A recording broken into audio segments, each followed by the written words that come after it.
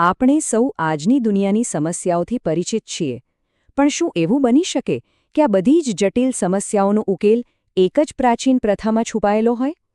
આજે આપણે એક એવા જ ગહન વિષય પર વાત કરીશું.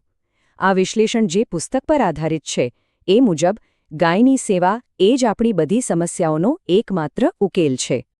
તો ચાલો જોઈએ કે આખી વાત શું છે.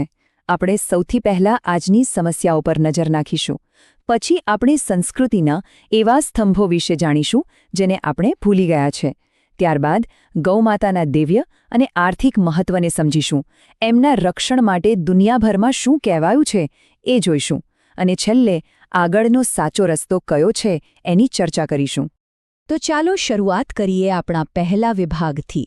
આપણી આજની દુનિયા એવી સમસ્યાઓના જાળામાં ફસાઈ ગઈ છે કે જે દિવસેને દિવસે વધુને વધુ ગૂંચવાતી જાય છે.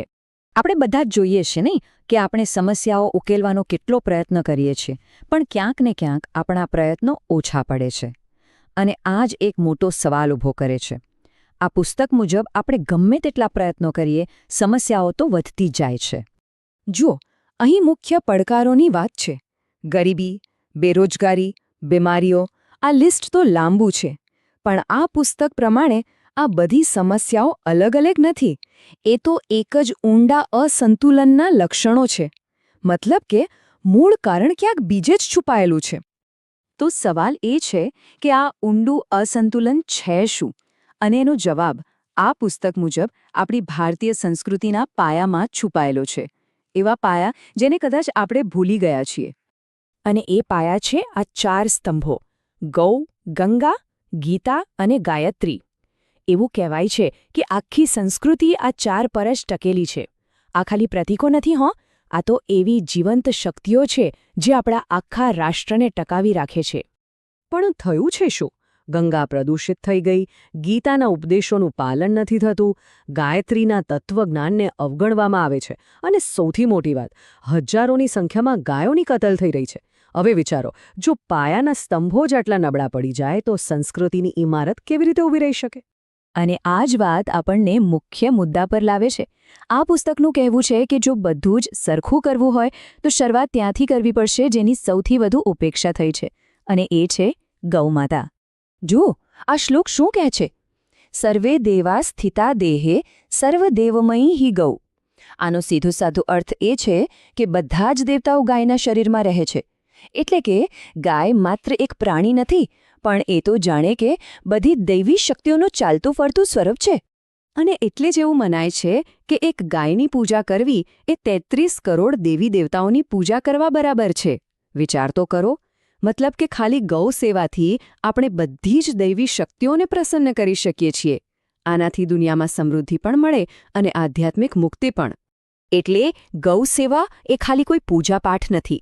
આ પુસ્તક મુજબ એ તો જીવનના 4 મુખ્ય ઉદ્દેશ્યો ધર્મ, અર્થ, કામ અને મોક્ષ મેળવવાનો સૌથી સરળ અને વૈજ્ઞાનિક રસ્તો છે. એક એવી પ્રેક્ટિકલ રીત જે આપણા ભૌતિક અને આધ્યાત્મિક જીવનને જોડે છે. પણ વાત અહીં ખાલી આધ્યાત્મિકતાની નથી હો. આ પુસ્તક એક બહોત રસપ્રદ દલીલ કરે છે કે ગાય તો એક આર્થિક વરદાન પણ છે. એક એવું વરદાન જે કદાચ દેશની આખી અર્થવ્યવસ્થાને બદલી શકે છે. ચાલો સરખામણી કરીએ.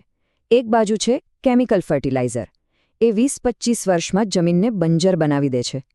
એના માટે વિદેશી પૈસા ખર્ચવા પડે છે, અને પર્યાવરણને નુકસાન તો અલગ. હવે બીજી બાજુ જુઓ, ગાયના છાણનું ખાતર. એ જમીનને કુદરતી રીતે જીવંત કરે છે, આપણે આત્મનિર્ભર બનીએ છીએ અને પર્યાવરણને ફાયદો થાય છે. તફાવત એકદમ સ્પષ્ટ છે, નહીં?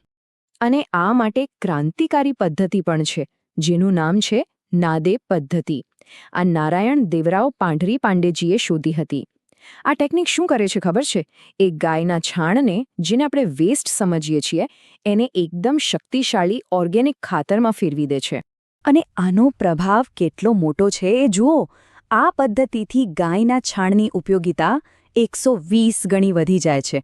મતલબ કે ખાલી 1 કિલો છાણમાંથી 30 કિલો ઉત્તમ ખાતર બને છે. જરા વિચારો, જો આવું થાય તો આપણે કેમિકલ ખાતરોની જરૂર જ ના પડે. જમીન પણ બચે અને દેશના પૈસા પણ. કેટલું મોટું પગલું કહેવાય. અને આ જે ગાય પ્રત્યેનો આદર છે ને, એ ફક્ત કોઈ એક જ પરંપરા કે ધર્મની વાત નથી. આ પુસ્તકમાં દુનિયાભરના લોકો અને શાસ્ત્રોના વિચારોને ભેગા કરવામાં આવ્યા છે. જો મહાત્મા ગાંધીએ કહ્યું કે ભારતની સમૃદ્ધિ ગાય સાથે જોડાયેલી છે. કુરાન શરીફમાં પણ ગાયનું સન્માન કરવાની વાત છે. ઈસા મસીહ એટલે કે જીસસે પણ ગાયને મારવું એ મનુષ્યની હત્યા બરાબર ગણાવ્યો. અને મહર્ષિ દયાનંદજીએ તો ગણતરી કરીને બતાવ્યું કે એક ગાય 2000 લોકોને પોષી શકે છે. આ બતાવે છે કે ગૌરક્ષાનો વિચાર કેટલો વ્યાપક છે. આ વાત કોઈ એક ધર્મની નથી, પણ આખી માનવતાની છે. તો આ બધું સમજ્યા પછી સવાલ એ થાય કે હવે આપણે શું કરી શકીએ? આગળનો રસ્તો શું છે?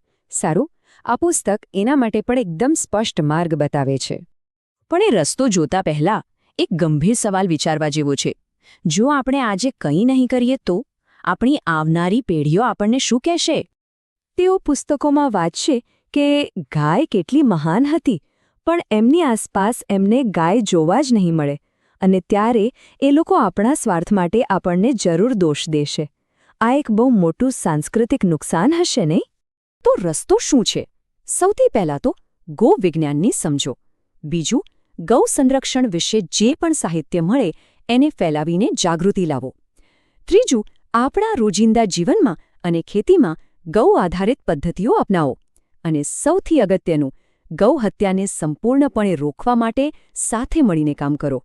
શરૂઆત જ્ઞાનથી થાય છે, પણ અંત સામૂહિક પ્રયત્નથી જ આવશે. અને અંતે આ એક પંક્તિ આખા સંદેશનો સાર કહી દે છે. ગોપાલન હી મહામંત્ર હૈ, ઉન્નતિ કા સોપાન. એટલે કે ગોપાલન જ આપણી પ્રગતિનો સાચો રસ્તો છે. એ જ સાચો મહામંત્ર છે.